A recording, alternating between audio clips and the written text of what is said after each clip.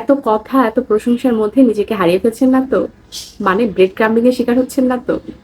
এই ব্রেড ক্রাম্বিং ব্যাপারটা কি? ব্রেড ক্রাম্বিং ব্যাপারটা হচ্ছে যে কোনো মানুষ আপনাকে এত প্রশংসা করছে, কিন্তু কথাটা একেবারেই সত্য নয়। আপনাকে এমন প্রতিশ্রুতি দিচ্ছে যে প্রতিশ্রুতি একেবারেই বাস্তবতার সাথে কোনো মিল নেই। এই সব ক্ষেত্রে এই প্রতিশ্রুতি অথবা এই প্রশংসাগুলোকে আমরা ব্রেড ক্রাম্বিং হিসেবে চিহ্নিত করতে পারি।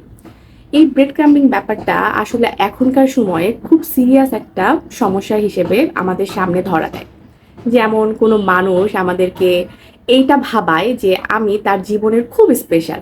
প্রথম দিন, তৃতীয় দিন, চতুর্থ দিন, পঞ্চম দিন সে আমাকে খুব প্রশংসা করলো, কিন্তু তারপরে তার ইগনোর করতে বিন্দুমাত্র দ্বিধা হবে না। এই ব্যাপারগুলোকে বলা হয় ব্রেড ক্রাম্বিং।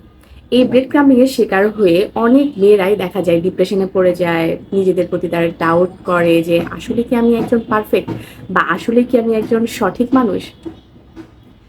ডিপ্রেশনে চলে যায়, যেটা থেকে বের হতে অনেকটা সময় লেগে যায় একটা মানুষের। যদি বুদ্ধিমান হয় তাহলে দেখা যায় বছরখানিক, আর যদি বোকা হয় তাহলে তো সেখান থেকে বের হওয়া খুবই কঠিন ব্যাপার। এই ব্রেড ক্রাম্বিং ব্যাপারগুলো আজকাল অনলাইন সেক্টরে প্রচুর পরিমাণে বেড়ে গিয়েছে।